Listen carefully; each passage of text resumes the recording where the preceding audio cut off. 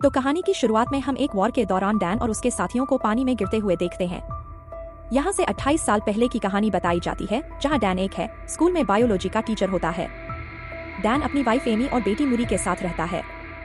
Dan को army research lab में काम करने का इंटरेस्ट होता है, इसलिए उसने आर्मी रिसर्च लैब में जॉब अप्लाई किया होता है, जिसका आज ही के दिन इंटरव्यू है। डैन अपने घर जाता है। आज उसके घर में क्रिसमस पार्टी होती है। तभी डैन एमी को इंटरव्यू के बारे में बताता है, जिस पर एमी उसे गुस्सा होती है क्योंकि वो चाहती है कि डैन आज का दिन उसकी फैमिली के साथ स्पेंड करें। साथ ही एमी बताती है कि तुम्हारे पिता ने मुरी को क्रिसमस कार्ड भेजा है, जिससे डैन को गुस्सा आता है क्योंकि वो अपने पिता से नफरत करता है। असल में उसके पिता ने उसे छोड़ दिया था, तब से ही डैन उनसे बात नहीं करता है। इसके बाद डैन अपने इंटरव्यू के लिए जा रहा होता है, जिस दौरान उसे कॉल से पता चलता है कि उन्होंने उसको रिजेक्ट करके वो जॉब किसी और को दे दी है। डैन को बहुत गुस्सा आता है और वो अपनी फाइल को डस्टबिन में डालकर घर के अंदर आ जाता है, जहां वो मोरी और एमी के साथ बैठकर फुटबॉल मैच देखने लगता है। जिस दौरान बीच मैच में अचानक एक पोर्टल खुलता है और देखते ही देखते उसके अंदर से बहुत सारे सोल्जर्स बाहर आते हैं। इन सोल्जर्स की लीडर प्लूटोनांथ हार्ट भी वहां आती है, जो सभी लोगों को बताती है कि वो लोग फ्यूचर से आए हैं, जहां 2051 में व्हाइट स्पाइक्स नाम के एलियन और इंसानों के बीच जंग छिड़ गई है और वो इस जंग में हार रहे हैं। अगर ऐसा ही चलता रहा तो अगले 11 महीने में पूरी धरती से इंसानों का खात्मा हो जाएगा। आज सभी को हेल्प करने का कहती है ताकि वो इस जंग में जीत सकें। इस इंसिडेंट के बाद सभी देश उनकी हेल्प के लिए आम लोगों को सेना में भर्ती करके उन्हें फ्यूचर में भेजते हैं, पर फिर भी फ्यूचर वाली दुनिया में इंसानों की आबादी 5 लाख से कम बचती है। साथ ही फ्यूचर में भेजे 50% लोगों की जान गंवाने से अब लोग फ्यूचर में जाने के लिए सवाल उठाने लगते हैं, जिसके चलते सभी फ्यूचर में जाने के लिए विरोध करने लगते हैं। असल में सभी को सिर्फ 7 दिन के लिए भेजा जाता है। अगर वो 7 दिनों तक वहाँ जिंदा रहे तो वापस पास्ट में आ जाते हैं। इधर मोरी भी इस बात से परेशान होकर रोने लगती है और अपनी माँ को कहती है कि वो भी फ्यूचर में ना जाए। तभी डैन वहाँ आता है और मोरी से बात करके उसे शांत करता है। अगले दिन जब डैन क्लास में होता है तब उसके फोन में एक अलर्ट मैसेज आता है। असल में डैन को जल्द से जल्द आर्मी रिसर्च सेंटर में आने का कहा जाता है। डैन जल्दी से वहाँ जाता है क्योंकि उसे लग रहा था कि उसे अब जॉब मिल जाएगी, लेकिन यहाँ आने पर सोल्जर उसके हाथ को एक मशीन में डालते हैं। तब डैन को पता चलता है कि वो लोग उसे फ्यूचर में लड़ने के लिए भेजने वाले हैं। वो डैन को ये भी बताते हैं कि उसकी 7 साल में डेथ हो जाएगी। डैन उनसे कुछ पूछ पाता तभी उसके हाथ में एक डिवाइस लगा दिया जाता है ताकि वो लोग डैन को ट्रैक कर सकें, और उसे बताया जाता है कि अगर उसने इस डिवाइस के साथ छेड़छाड़ की तो उसे जेल भी हो सकती है। अब डैन को 24 घंटे के अंदर अपने पर्सनल काम निपटाने को कहा जाता है, क्योंकि उसके बाद उसे जंग के लिए ट्रेन किया जाएगा। ये सब डैन की मर्जी के बिना हुआ था, पर अब वो कुछ नहीं कर सकता था। तभी हम एमी को देखते हैं, जो कि एक थेरेपिस्ट है और फ्यूचर से वापस आए लोगों की काउंसलिंग करती है। इसके बाद वहाँ डैन आता है और एमी को बताता है कि उसे 22051 में भेज रहे हैं। एमी जानती थी कि वहाँ से वापस आना मुश्किल है, इसलिए वो डैन को वहाँ जाने से मना करती है। जिस पर डैन बताता है कि उन्होंने मेरे हाथ पर ट्रैकर लगा दिया है, इसलिए अब चाहकर भी वो कुछ नहीं कर सकता। जिस पर एमी डैन को उसके पिता की हेल्प लेने को कहती है, क्योंकि सिर्फ उसके पिता ही उस डिवाइस को बाहर निकाल सकते हैं। इसके बाद वो अपने पिता के पास जाता है, जहां उसके पिता डिवाइस को निकालने के लिए तैयार हो जाते हैं, पर पुरानी बातों को याद करते हुए दोनों के बीच बहस होने लगती है। इसलिए डैन गुस्से में उस डिवाइस को निकलवाए बिना ही वहां से चला जाता है और एमी को बताता है कि उसे जंग लड़ने जाना ही पड़ेगा। ये जानकर एमी बहुत रोती है, पर डैन उसे प्रॉमिस करता है कि वो 7 दिन में वापस आ जाएगा, जिसके ऊपर बाद वो मुरी को अलविदा कहता है और वहाँ से रिसर्च सेंटर चला जाता है। यहाँ डैन के साथ कई लोग फ्यूचर में जाने वाले थे।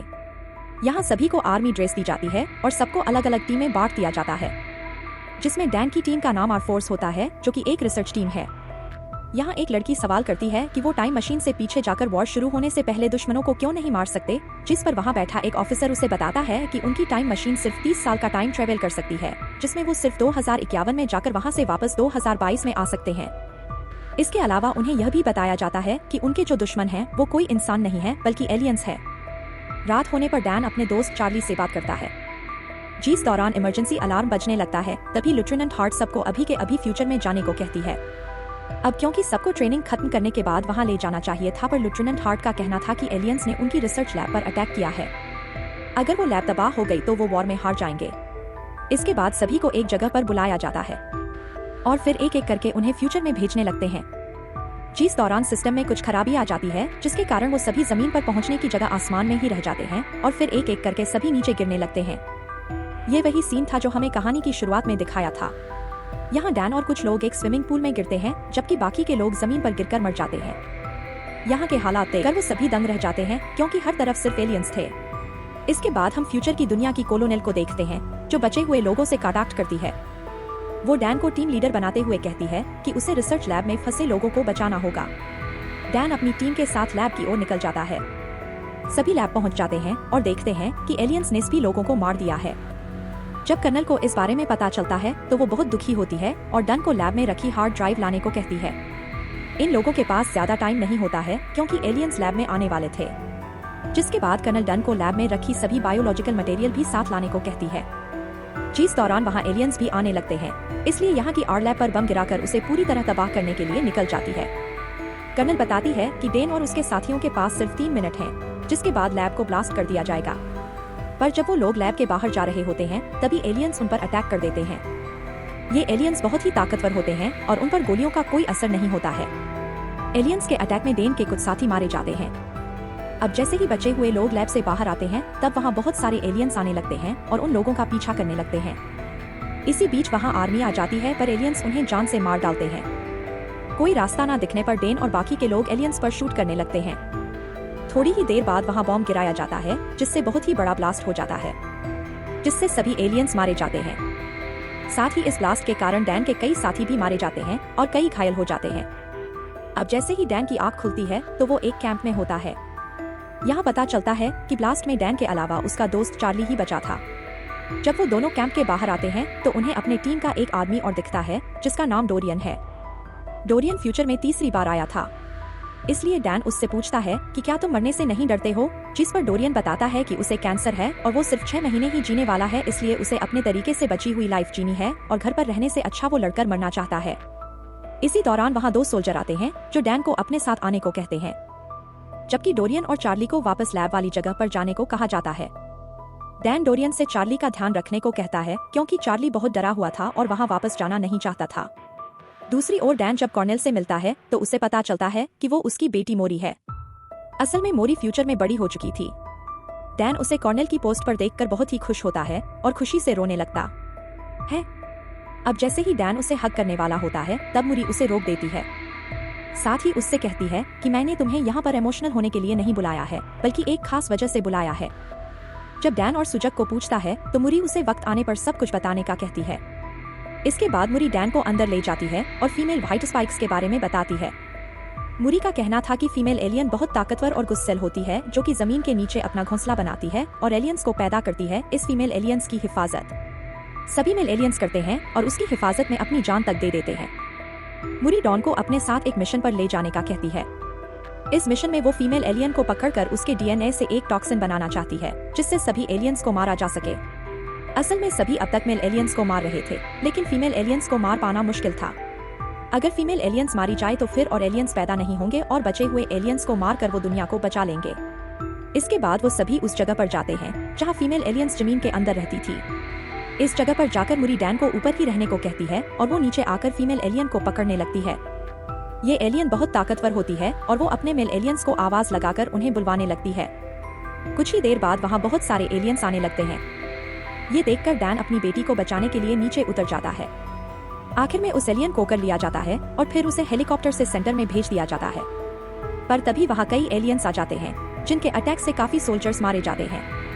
इधर डैन और मोरी आर्मी की एक कार में बैठ जाते हैं जहाँ डैन कार को ड्राइव करता है और मोरी एलियंस पर शूट करती है। इसके बाद वो दोनों एक बीच पर पहुंच जाते हैं जहाँ एक भी एलियन नहीं था।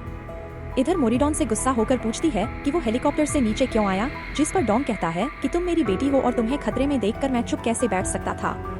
यहाँ मोरी डॉन को बताती है कि मैं जब 12 साल की थी तब तुम मुझे और मेरी माँ को छोड़कर चले गए थे और फिर कुछ सालों बाद तुम्हारी डेथ हो गई। यही कारण था कि मोरी अभी तक डॉन को देखकर खुश नहीं थी। मोरी को रोता देख डेन बहुत दुखी होता है। उसे समझ नहीं आ रहा था कि आखिर उसने पास्ट में अपनी फैमिली को क्यों छोड़ा। थोड़ी ही देर बाद वहाँ हेलीकॉप्टर आता है और समुद्र के बीच बने आर्मी सेंटर में ले जाता है। इस जगह को इतना खास बनाया गया था कि कोई भी एलियन वहाँ ना आ सके। इस जगह पर ही उस फीमेल एलियन को रखा गया था। मुरी उसका ब्लड सैंपल लेकर उसका डीएनए निकालती है। डीएनए चेक करने पर उसे पता चलता है कि उसे अभी कई सैंपल लेकर हजारों टेस्ट करने होंगे, तब जाकर एक टॉक्सिन बनेगा। इस टॉक्सिन के बनने के बाद वो सभी एलियंस को आसानी से मार सकेंगे। मुरी सभी डीएनए सैंपल्स पर काम करती है पर उसे अभी तक परफेक्ट डीएनए सैंपल नहीं मिला था। ये सैंपल सिर्फ 60% और 50% तक सीमित होते थे। मुरी पूरी रात जागकर सैंपल टेस्ट करती है पर अभी तक उसे कोई अच्छा रिजल्ट नहीं मिलता है। इसके बाद वहाँ डैन आता है और मुरी को रेस्ट करने का कहता है। आज ही के दिन डैन को यहाँ 7 दिन हो चुके थे, इसलिए अब उसे वापस 2022 में जाना था।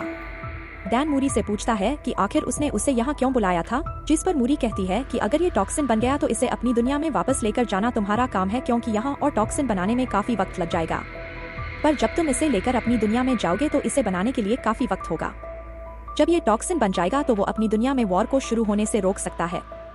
इसी दौरान उन्हें डीएनए सैंपल टॉक्सिन 100% होते हुए दिखता है। तभी वो फीमेल एलियन जाग जाती है और जोर जोर से चिल्लाने लगती है, जिसकी आवाज सुनकर सभी मेल एलियंस वहां आने लगते हैं। इनकी तादाद इतनी थी कि सबको मारना मुश्किल था। एलियन बुरी तरह सोल्जर्स को मारने लगते हैं। वहीं डैन और मोरी एक साथ होते हैं, जिस दौरान मेल एलियंस उस फीमेल एलियन को आजाद कर देते हैं।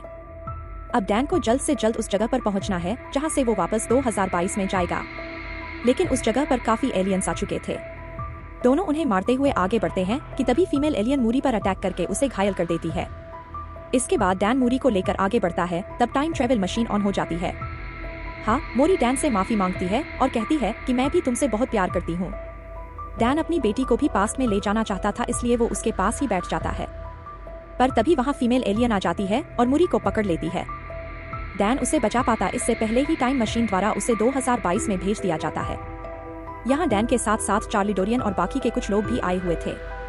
डैन प्लूटोनेंट हार्ट को वो टॉक्सिन देता है और बड़ी मात्रा में बनाकर फ्यूचर में भेजने का कहता है, जिस पर प्लूटोनेंट हार्ट बताती है कि अब जंप लिंक बंद हो गया है, यानी कि अब वो टाइम मशीन का यूज नहीं कर सकते हैं, इसलिए वो ये वॉर हार गए हैं।